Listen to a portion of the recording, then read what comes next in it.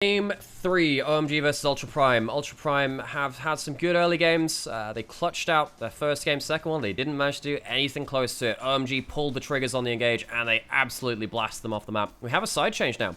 For the first time in this series, Ultra Prime on red side, OMG on blue. Does that change anything notably? There's no Zyra ban.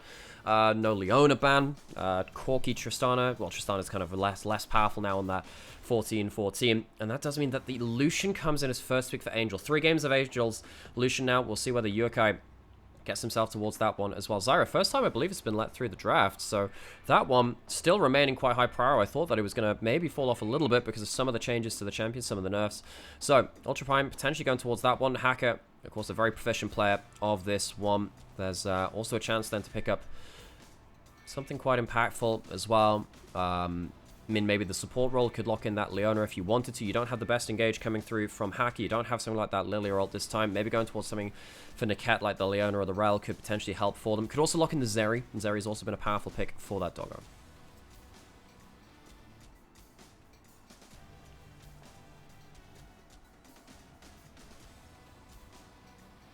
Ezreal. Haven't seen that today. Gets logged in. Doggo has had some good games and some poor games on this one, but then again, most of Ultra Prime have had some good games and poor games on most of their carries. Tianjin, of course, never going to get his Rengar, that one's it. In case you're wondering whether the Rengar ban is a troll or not, no, Tianjin is a Rengar one-trick, one of the few players which really plays towards that one. The Sejuani has been powerful for Tianjin. It's allowed him to pull that trigger. I think he has been, by and large, OMG's best player throughout this series. I think in Game 1, his engages were on point. Game 2, similarly too, and he managed to outplay Hacker around a number of those smite fights, especially in the early game. The lock-in Starries, Kai'Sa again, so they get themselves a good matchup individually into that Ezreal, and it's a power pick. Starry walked away with an MVP from Game 1 on. So very similar drafts from OMG. Good ability to get those picks across the map, and Ultra Prime have not been great at kind of considering those picks across the map. When they split, they don't necessarily understand where they're safe on the map. They are doing just that as the Zyra does make its way on through, even despite the nerfs. We've kind of seen that one finally come on through here, as we have seen a switch of sides. The bans remained the same for Ultra Prime, but of course, Zyra was given up on the side of OMG in terms of their ban place that comes on through, and we're in a position where Ultra Prime has shifted up their strategy just a little bit. Hacker away from the Lilia, still an AP jungler. We've still got something for Doggo here in terms of an ability to maybe self-peel a little bit more. The Ezreal is certainly a champion he's put a lot of time into over the years. Starry had a great game on that Kai'Sa. Moves up to 3-9 all-time on the champion. Not had the easiest all-time on the Kai'Sa over the years, but certainly had a great showing last game. Lucian again for Angel, and I think OMG are relatively happy with what they've drafted. Yeah, it's real comfort for themselves. Yukai potentially could go back towards the Yone or the Corki at this point. The Yone not really touched in the last patch, so he's about as fine as ever. I'm surprised that Yukai hasn't gone back towards that Yone more. It was a very big pick for him around the start of summer and the start of that group stage. Helps with the engage too, and when you have you know, less engage on the Zyra, who is much more of a disengaged champion, that can help. That's why the Yone is banned away. It might just be 3 games of Lucian Corki in the mid lane. Say goodbye to Corki Tristana. Lucian Corki is the new meta on the patch. Could really come through on that one. I would imagine you want to give that counter pick over to Qingtian. That would be completely understandable. So yeah. I wonder whether you could, I suppose, look towards a Zeri here, perhaps, and just take that side of a matchup if Yukai is feeling comfortable enough on it. But yeah, it's Corki again. I am very excited to see this Nymaera in the mid lane. What a joy it is. So we've seen one game where Yukai did very well into the matchup, one game where he did very poorly into the matchup. Now this is a decider, I guess, to see what's happening there. Corki lost 30 base HP, which does hurt his laning phase in particular, because that's before you get any of your scaling HP coming through. OMG looking to round off their picks with a CC support, because that helps out the Kai'Sa, and then also a top lane blind pick. Rumble gets locked in. The priority just hasn't been there this series. Not touching the Barons, not touching the draft. But Harry will blind pick it now, wanting to get some AP onto the roster. See whether those nerfs have hurt him enough to be not as scary as he once was. But Qingtian, knowing what the matchup is, see what he feels like playing into it. Aatrox has been lurking around viability for a while. Aatrox has been good because the changes have now come through onto Aatrox, where he's much more of a HP builder, which means that if you survive to your first back, get Tunneler as an item in lane, and also the Merc Treads, you are very, very fine in that top lane matchup. So before, Aatrox used to counter Rumble, and Rumble was in an unplayable state. If you survive through to first back now, then the Aatrox can very much take Rumble to task, because you can go towards the Sundered Sky. Your healing now scales much more off your maximum HP. So if you get towards Merc Treads and that Tunneler, get towards the Sundered Sky, you can be a huge threat. Now the problem is you are still a target here from OMG to ping that ultimate from the Sejuani onto, and then have everyone else fly over the top of you. That can be a huge issue. Qingxian needs to manage his flanks and his split map state very well, which is not something Ultra Prime have done well today. Much like a champion like Set, you don't build that much resist, just lots of HP in a lot of ways for the side of the Aatrox. I mean, you get what, Sterax and Boots, I suppose? No, you get Merc Treads, and you can also get the more Malmortius. So sure, that's when you can get it very effectively. That's true. The more can be very valuable. But just in general, you're not building tank items super early on the Aatrox. It tends to be more things like your Sterax and your Black Cleavers and those kinds of things. So not a huge tank builder on that front. Of course, the other thing is a lot of your inverted commas tankiness involves being able to use your abilities. So if you see Seed, you don't get to Drain Tank, which can be a bit of a problem here. So we'll see what happens there. And I wonder whether someone will be obligated into some healing cut here. It does sometimes happen into Aatroxes, and things like the Oblivion Orbs might be a consideration on the Rumble. Yeah, there's a lot to be considered at that point. So the Aatrox, not seen it that much in summer, is a huge pick in the LPL. In spring, that was more of the Assassin. We'll see whether this goes towards more of the Bruiser variant that we're expecting. OMG, they have largely looked like the team to command the mid game and command the picks. Ultra Prime, this series is so important to them.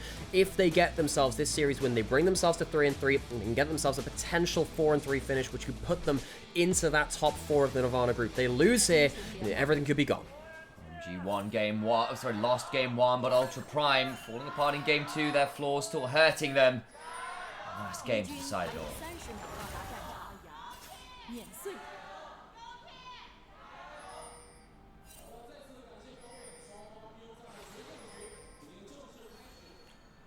Tianjin just hanging around here in this lane bush.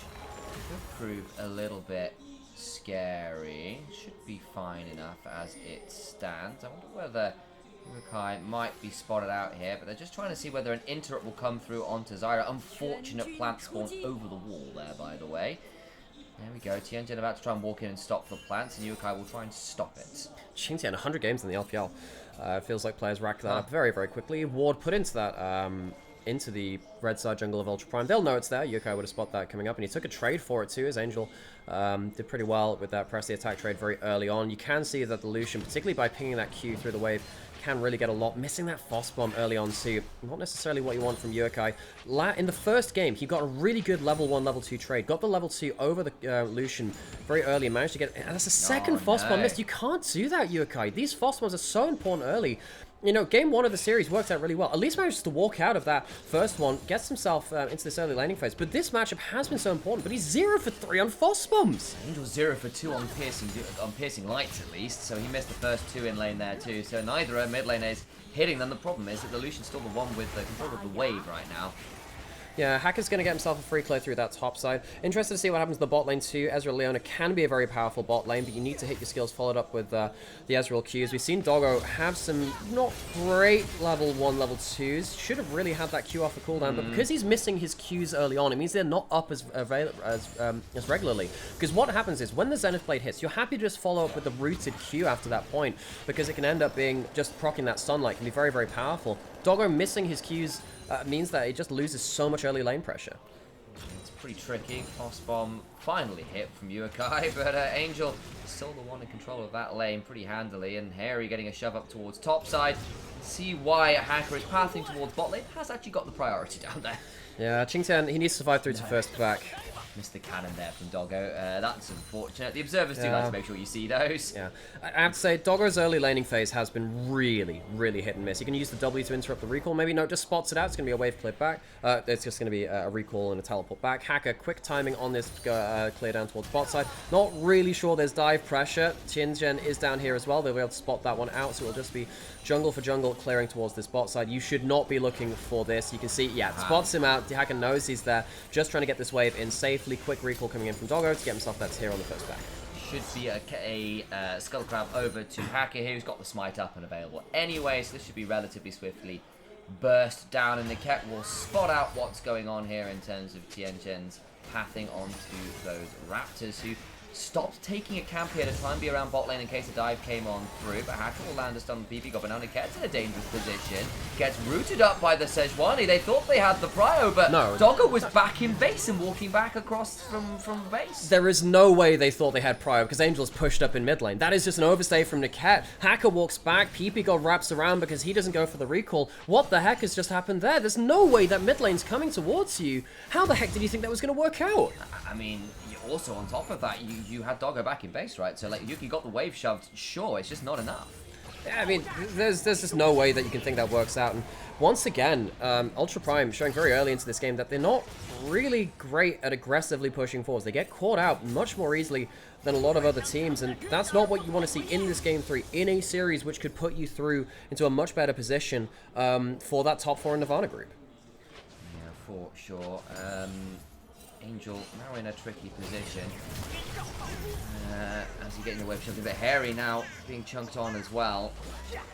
It's another one of those electro harpoons. Is trying to survive towards something with a bit of defense. It's actually only managed to back for a longsword first, yeah. GTN, so that suggests he'd be able to get back with Merc Threads. It just hasn't happened. Yeah, he's not been able to survive through the early lane as best as you would have wanted. I do think that Xingtian largely has been the better top laner today than Harry. He's, even in the game 2 where things were not great, I think that Xingtian had a good individual matchup into him. Bot lane at least is still winning for Ultra Prime. At least that's fine, and I guess the gold didn't go over to Starry. Gold going over to Angel though, not great for Yokai. Not great early laning phase for him. He ended up missing out way too many of those Foss bombs to kind of take the good trades he did in that first game. So Ultra Prime, it's not been all sunshine and rainbows. OMG, I feel like they've done well with this early game so far. And now the question is whether they can start pulling the trigger like they did in that second game. Tianjin, as soon as he hits that level 6, he will be looking to really turn this game on its head. We will hit across the control ward here. Niket jumped on, still has the flash, but no aftershock proc until just now, just goes down. He just couldn't do anything. That it's instant flash forward from PP God. Smite comes through. Tianjin flash smiting. Tianjin has really bodied the jungle match. Oh, he just has. Now Angel gets to level 6. A huge culling across Yokai. They lose the bot lane. They lose the dragon. It all goes so very wrong. God, it does. Ultra Prime. Their early games were typically where they were getting their advantages, and sadly, I think Ultra Prime, what we're seeing again is that when the pressure reaches Ultra Prime, they do not really rise to the occasion. OMG on the other side, they've been absolutely vibing in this game in the last few games. OMG, you know, they're 4-0, they're completely fine in this group. They win this one, I think they almost certainly lock themselves into top 4 of the Nirvana group. Let's have a look at the replay, because it's a great interrupt here onto Niket, who does not get any chance to use any abilities, so there's just no option to get an aftershock. So the wave is crashing in and no one's coming in to cover it. You probably should have just stood a little bit further back off the wave, but this is just Ultra Prime once again just showing that they're not that great at responding to pushed up lanes. Whenever someone is pushed up, you roll a dice. Is someone going to punish it, or are Ultra Prime just going to overstay and die? Flash smite 627, or Starry could be in a spot of bother here. Takes a lot of damage. Flash still has the cleanse, but the slow's still coming on through. Doggo gets that kill. Clean dive from Ultra Prime. Okay, that's the start of something good, because you get the kill over to the Ezreal. Starry is not going to be ahead in the game. You can see that Xingtian hasn't got himself any magic resist just yet, so he's not in a great spot in this matchup. 20 CS down against the Rumble. This is a Rumble which, of course, has not been picked. It's not been picked or banned for the other games in today's series. So Ultra Prime, this is their counter pick against the nerfed Rumble. I think it can work out, but Xingtian not necessarily getting the most value out of it. That's not a great equalizer from Harry, at least. So Xingtian survives through that bit of burst. Yeah, Xingtian will survive under that one. The wave, though, was still cleared. It makes things a bit tricky. Ignite available for Harry. Is Hacker immediately running top lane to try and save out the top laner here. Xingtian in a precarious position. I think without the equalizer, he should be just about safe. Always a bit of a question mark. How's that World Ender if he can get himself out of CC? Around. If he pops World Ender and gets some CC, then he can get into a good position, gets himself some Conqueror stacks, gets a good trade there actually. If he got the W pull back under tower, he could have been in some huge trouble. Xingtian going to stop the recall there as well, so Tianjin spotted on that top side of the map. Xingtian getting some value for his team by making sure Tianjin can't interrupt any other lanes. Xingtian no teleport here, might be forced to drop a wave, which would be a bit of a frustration, and Hacker could maybe have taken an opportunity to look into things like the Raps and Red buff, but again with the lane phases and Doggo resetting, it would be a tricky one to make happen. So just continues to clear towards bot lane in rapid fashion, as Zyra is wanted to do. Yeah, and you know, the Faded Ashes makes things really, really easy off this point. So the camps don't get to exist at this point, really. Ultra Prime, what do they do now? Because you have the level 6 from the Sejuani to be really, really afraid of. You don't have the level 6 on Niket just yet. That's going to be a big thing. So Ultra Prime, can they make their way through this this game? OMG, they have been very good at playing out the engage game. They are, as Hacker going to move on forwards towards this bot lane. It's a little while until things like dragons spawn. First set of grubs went the way of Tianjin, by the way. Didn't really see that happening, but has come on down. They plant over the wall, looking for a bit of poke. Didn't really get all that much value, but we'll let Starry and PP God know they have to play relatively safely. Mid lane, big chunk on Yuko. Valkyrie's away, having thrown a Phos bomb, but it's still a winning trade for Angel.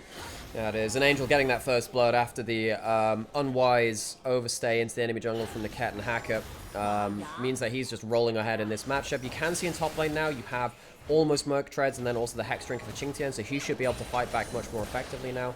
The Cat finally going to turn up to help this mid lane matchup as well. Yukai, I don't know, he's not played the matchup well himself, but also his teammates haven't helped. It's a mix of multiple things for Yukai. I'm not necessarily going to dunk down on him completely on his own. The fact that also OMG have had Tianjin and the rest of the team more active in the early game has really changed things. You can see that Qingtian get W there. Doesn't quite get that second knock-up, which would have been leading to a good trade. Qingtian, this is where he can start fighting back in this matchup.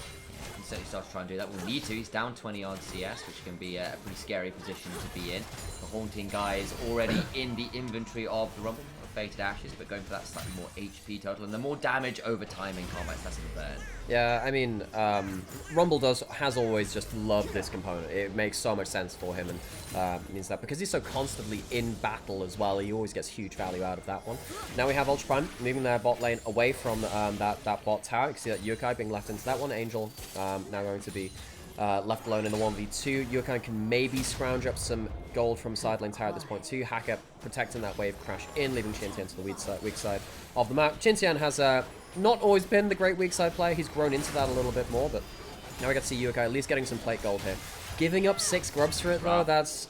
I mean, at least OMG don't have a composition which hits towers very well. You can't hit tower versus Aatrox very well, neither against Corki or Ezreal. So it's not going to be, like, the best game for grubs, but 6 grubs is still 6 grubs. Ultra Prime get themselves the dragons, but they're going to have to show that they can corral the map into a state where OMG don't get good value out of these objectives. They do manage to trade that for dragon. Of course, it would be 2 dragons if Tianjin hadn't managed to steal one away. True. Yeah. But that has been problematic. Qingtian now in a difficult position. He will throw down the World Ender here to try and keep things okay. Be just about fine to back away as there was a look in there, but ultimate down will be forced to reset, and that'll be a solid amount of time for the teleportless Rumble to get some work done as bot lane. Angel throws a culling down, doesn't really get that much out of it. Zenithblade comes on through, but PP God throws a Ferromancy crash down out to get out to safety. See that Qingtian actually stayed around in top side too, still down a fair amount of CS, but it's staying stable now. The 20 CS lead from the early game is stabilized. It's not getting any worse right now, and Qingtian still has that teleport for his next big back. If you can stay even in farm, get good gold, get towards Merc Treads, and maybe towards something like a Tunneler, he might just go towards the Eclipse or something if he really wants to go for more Assassin. We'll see what the build is coming through. He'll wave kill through this. He wants to use the last of his HP. He'll find to do that, and he'll be, again, in a good place in that matchup beyond that point. Bot side, you can see that Ezreal does have decent advantage there, but it's not like Starry is out of the game, has that Kraken Slayer completely fine. And OMG, I am favoring them at this point. It feels like they have much more control of the map. They have the go buttons, which are easier to use, and they have themselves the Rumble, which can full up so well on these engages. I think this game from Ultra Prime is going to have to be on Qingtian and Hacker playing offense and defense in their different roles very, very effectively. If you get Qingtian into the backline, if you get Hacker kind of pinging the big ultimate combo and stuff onto the engages, then things can change out.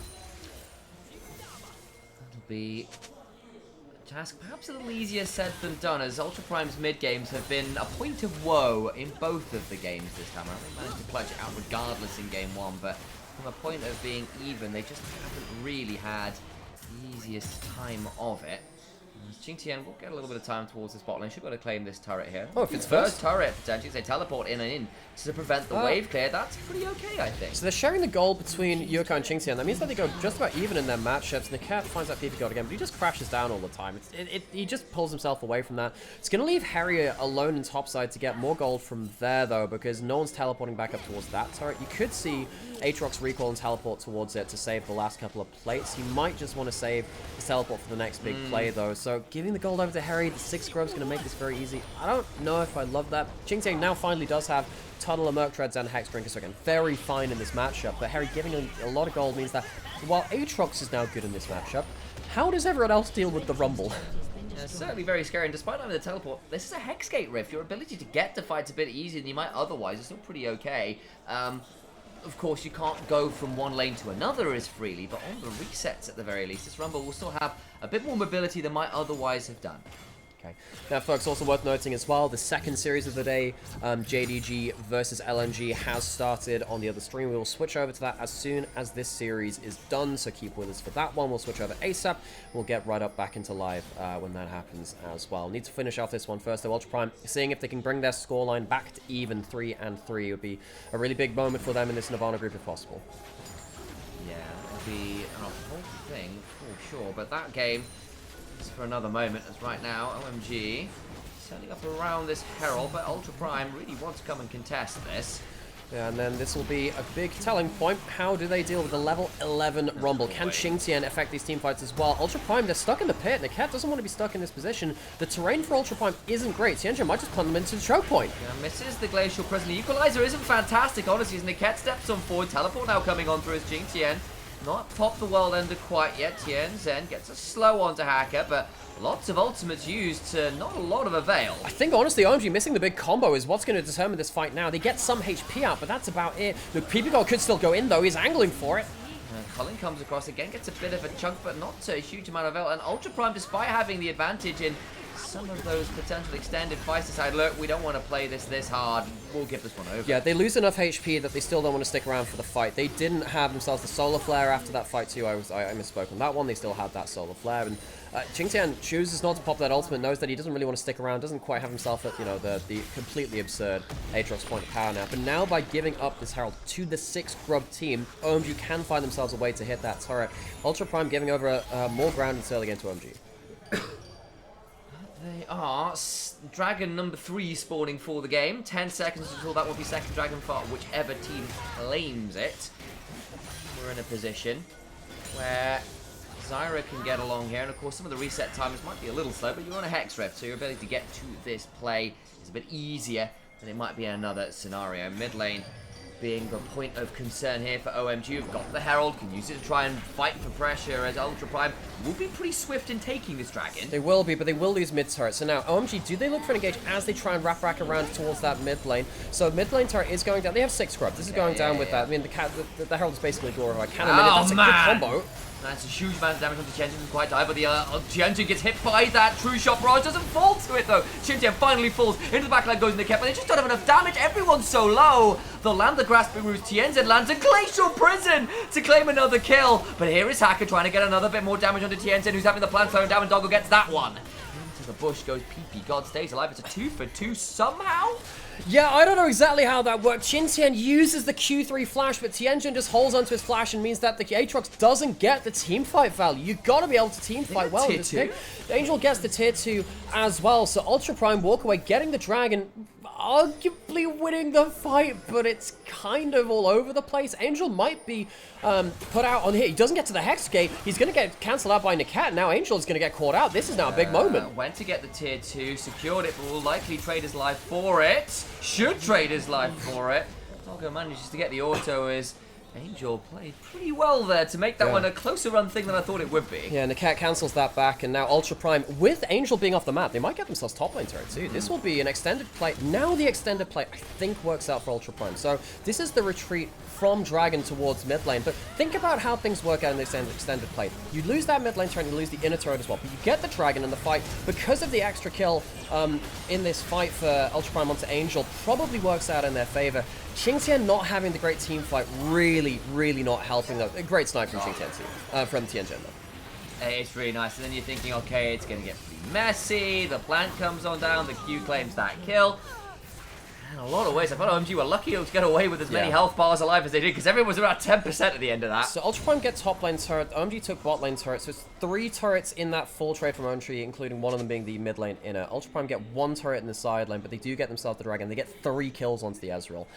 I think the 3 kills onto the Ezreal are maybe what matters here. The team comp from OMG, not fantastic at dealing with Ezreal all the time, because they don't have like the hyper tank of the Cassante and all of the backline access like a Leona or an Ornal or something like that. I still think 3 turrets for one when it's only second dragon. If that was sole point, I'd agree with you. I'm just not sure that many turrets. Is it really worth giving over? I mean, you're right, it's Doggo on the Ezreal, it's got a lot of gold, it's great gold distribution. I still wonder in the grand scheme of things. Yeah, no, it's a big mess of things, because of that, that early smite steal, the flash smite from Tianjin, and Ultra Prime are not in as good a place as they could be. Now, Ultra Prime, they're about to get themselves towards their Muramana spikes. You do have 2 items coming in for OMG's carries at similar points, though.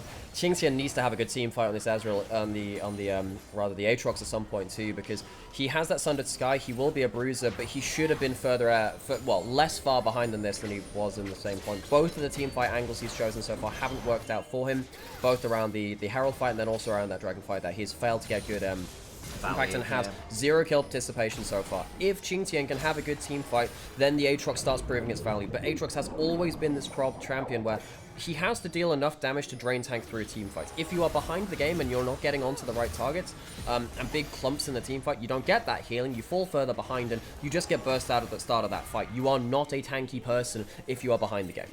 No, you are not. As again, damage is safety for Aatrox in a lot of ways, and Mertred's value this game will have to be pretty huge, because he has to be able to not be CC'd enough to use those abilities. We've seen that before when Aatrox has been meta. If he gets frozen in place, get to stay alive all that easily. Hacker on the I'm going to call it a Zyra. There we go, another Zed champion. Despite the nerf, still looking pretty scary. Her building towards that Initialise will still be a bit of a frustration to manage, especially for the Kai'Sa and the Lucian, who do want to be able to move relatively freely in this game. I think another thing which is going to come apparent as well is that there's only one person that can really tank a Sejuani ult, and that's Niket. And if Niket is dying very easily, I think the backline access goes down with it from Ultra Prime. So Niket, you might have to, boldly die for the team. I don't think he's had the best last couple of games. The Alistair game, he overstayed a lot. I think in this game, giving over that first kill to Angel has really not helped his team either. His team fights are not going to get that much easier. He needs to make sure that he can block out that Sejuani ultimate and try and disrupt the backline with the Solar Flare. It's going to be quite hard for him to perform his job well. Yeah, decided to go towards a Blood Razor as well for that additional upfront burst for the team, but it doesn't mean there's nothing like the parallel converter. We do see some Leonas go towards that additional tankiness, and there's effectively Soul frontline, sort of, depending on what you consider the Aatrox as. Celestial Opposition. Sorry, what did I say? Parallel conversion. Sorry, Celestial Opposition, exactly what I meant. Yeah, so, yeah, you can definitely see a lot of value out of that. The cat looking towards, killing that first target. Now, if you do get on someone on the flank, if you get a Solar Flare onto, say, Harry, that could be huge. I wonder if Rumble should be the target for Ultra Prime, because, he's not necessarily the tankiest person of all time. Now, Ultra Prime not going to be able to contest for this Dragon. That's going to go down and away to OMG. They're using it now to get some farm in side lanes. I don't dislike that. They kind of do need the gold in some key places, particularly Qingxian, I think. The issue is they burned so much in that last play to get that second Dragon. Cost them 3 turrets, remember? That giving up that soul point still feels pretty bad considering the history of it. As Yukai about to run into Angel here. See how this trade goes. Teleport's coming on through. Makes this one a bit more even than I think Angel was hoping for. Rocket number 2 misses. Big one dashed away from Qingxian. He's going to get to the Hex Gate. He's going to get to the Hex Gate. We should be able to get out to safety. No one will be able to get over the back of the wall. But Qingxian burns teleport and ult for this. I think Qingxian might have been able to flash Q, but the whole team was teleport getting down at that point. OMG now pulled out of position there because Angel kind of overextends in that bot lane. Is that going to lead to any significant damage on mid lane turret? It's a W proc, that's it. Niket tanks the ult, that's what he needs to do.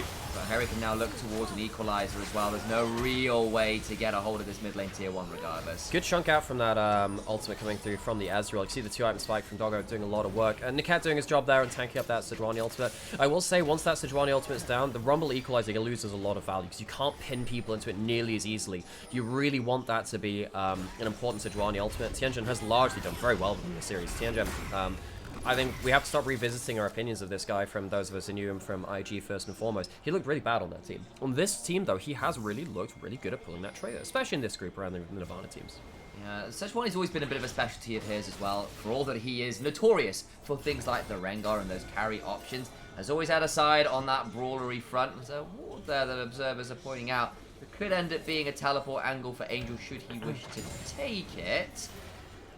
As it stands, won't lead to all that much as Harry. Trying to take out that Skull Crab, will not be able to. Is now in danger themselves. Yeah, they have. Yeah, OMG don't have teleport on Lucian right. Well, he can come in, but maybe they just catch him. Harry's got flash, can use it well. Does use it pretty well. The Zenith Blade goes wide. Solar Flare too. And Harry gets out to safety with a scrap shield and a dream. Oh, Nakat tries to go for the Q flash, but Harry flashes too quickly, and Nakat left looking a little bit stupid after that one. Misses his entire kit. Can't get anything down. Now Angel's left alone on that bot side. Ultra Prime try and play around the fact that OMG don't have double teleports on their side laners, and they end up just losing out in the play. Now Hacker's overstaying for a red buff. Does get it, but has to blow the flash. Ultra Prime, again in the wider map state, is just not working out well. Can they look at Baron now with the fact that everyone's been forced back? They're on it. I mean, there is the Hex Gates. The Hex Gates make it much harder to do this. How quickly are they burning us down? What's the HP total at Ultra Prime? They do have Hacker in there, but he doesn't have flash. There's no blast cone. He can't get in. It's gone. It's dead. He can't get there in time. It's taken away. What about the fight afterwards? Now it has to become the question for Ultra Prime. Glacier Presence is wide, but PP God with the flank from the backside gets a massive Magnet Storm. They lose the Leona. Starry has to flash away. T-Engine desperately low. Yukai in the backline trying to get a last auto. Will get 2. True Shot barrage issues, but Angel murders them all. Yukai gets 3, but now Angel should surely clear it up regardless. A3 kill Corky, sure, but the whole team falls at the end of it all. OMG out macro Ultra Prime for the nth time this series. PP God's ult actually drags everyone out of the equalizer, so it ended up being not that great. PP God almost lost them the fight by denying a good equalizer, but Angel has enough damage to make it not matter. Yukai tries to clean things up with the 6 grubs. That's going to be an inhibitor down. OMG managed to out macro their way through Ultra Prime once again. Well, that was a whole sequence of plays. We'll have a look at the replay. This Hacker burning flash meant he could have no way in. Yeah, he flashed for a red buff, and he means he doesn't have it for here. Nikat tries to go for the first CC again, and he's just kind of caught out. But, like, look at this ultimate. It actually drags everyone out of the equalizer, so that's not a great engage by PP God. Doggo, how the hell does he end up dying in this one? He ends up, he just CCs himself with the ult, and Angel goes forwards for that. Doggo does have a lot of damage. Yokai does too. Yokai does some good damage there. Catch out in the enemy jungle, but a blast gun will get PP God to safety. Gold is still not massively out of distance. 5k is a lot, but it's not the end of the game because you do have a lot of squishy members from OMG. But I'm just worried about OMG, or rather Ultra Prime and their macro. They were in positions to win this game. Game 2, they were ahead of the game. Game 3, they overextended too early to really say that in the same way. Now Niket's been left alone. Everyone's just going to left him up here. And this is once again Ultra Prime overextending. Niket overextending. For someone I was so excited for at the start of summer, he has failed to recognize those promises. And I get that they are trying to set up to contest for that dragon in 30-odd seconds, but Niket's left behind as everyone retreats from Gromp and leaves him out to dry. Ultra Prime, what is your comms like in that scenario? Because you have to feel that has to be a team call, right? Well, either way, Ultra Prime, they've done this so regularly, it feels like it is baked into the foundations of Ultra Prime. Their overextensions have been, sadly, determining games for them, and this was a series which could have brought them back to even in series win rate, back to 3-3. It does not look like they can do that. Hacker has no flash. Oh, Starry comes flying on in afterwards and brings down the plant. Zyra dead to rights, nothing to be done there, and the base broken again. 40 seconds on Zyra means no real way to contest for the dragon. The base is in shambles. Ultra Prime, they have just been slapped about by OMG, and OMG showcased that, no, they're not a perfect team, but they definitely have their fighting chops when you give them the lead in a game. Very good at pulling the trigger, very good at punishing people who are out of position on the map and out of position in team fights. And Ultra Prime, that's probably the worst case scenario for them because they are one of these Nirvana group teams which are out of position quite a lot. And if it isn't someone like Hacker or Yukai on big leads, it feels like they can really struggle to have the impact. I think Xingtian in this Aatrox as well has not really done what he's needed to. His team fight impact has been basically 0, which is sad for him coming off of a Player of the Week in top lane role. This is not what he would have wanted. It's not what the team would have wanted. OMG outvaluing in pretty much every role as it stands. Now the Void Staff nearly constructed for the Kai'Sa. Might actually, I think with that blasting one, it will be the Void Staff as well. Not going forward towards the additional cooldown, which we do sometimes see.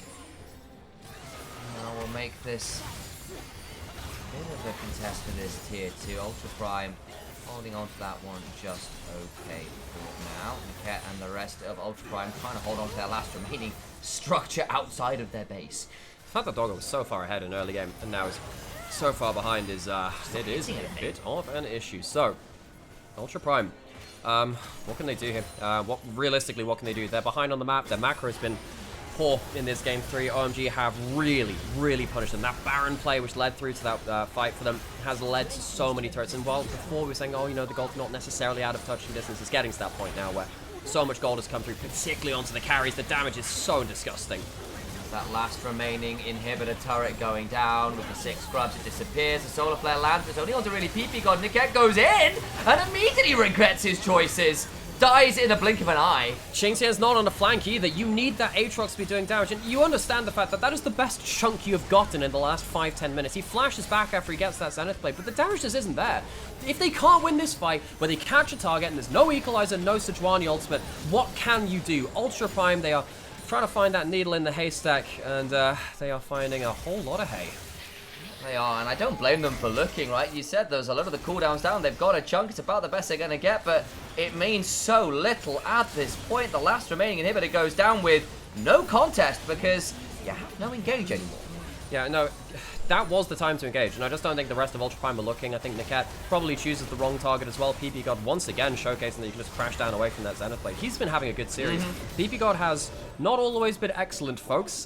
He has had a weird old summer. Niket, please don't walk into enemy champions again. He spots a recall coming through that. Lucky to get away with that one. Niket has been, hang on, is he spotted by that? Yeah, he is. He is spotted by that. Do they have any follow-up, though? Do they have any follow-up? Because if you can cancel this with a Solar Flare, maybe they can look for something else. Angel now been alerted to this. I feel like maybe you just walk into that brush again and get himself a Solar Flare on target, but Angel, very safe now, though. That could have been their pick-off opportunity, but it feels like Ultra Prime, they're just never in position to capitalize on anything. It's hard to when you're behind like this, and now they've overextended because the play's taken too long. Yeah, Niket was trying to wait for team members to come on up, and he ends up falling down. The Equalizer in the corridor is brutal. Starry stays alive at the back end of it all, and down goes Desire and the Corki as the Icathian rain continues to pour on Ultra Prime's parade.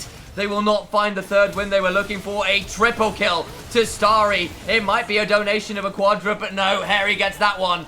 5-0 at OMG. Ultra Prime sit languishing at 2-4. Ultra Prime, they could have had this. They could have had the world, but instead they find themselves at the barrel of a gun held in the hands of OMG. They take the series 2-1 after what was a promising start for them. Ultra Prime yet again have a series where it should have been in their hands, but they crumble under the pressure. They could have been in the Ascension group. They could have been in top 4 Nirvana group. They could be looking at a 2025 qualification by missing out on playoffs. Folks, we're going to immediately switch over to our second series of the day in LNG versus JDG, so please wait for us as we do that one and as we catch up to that one.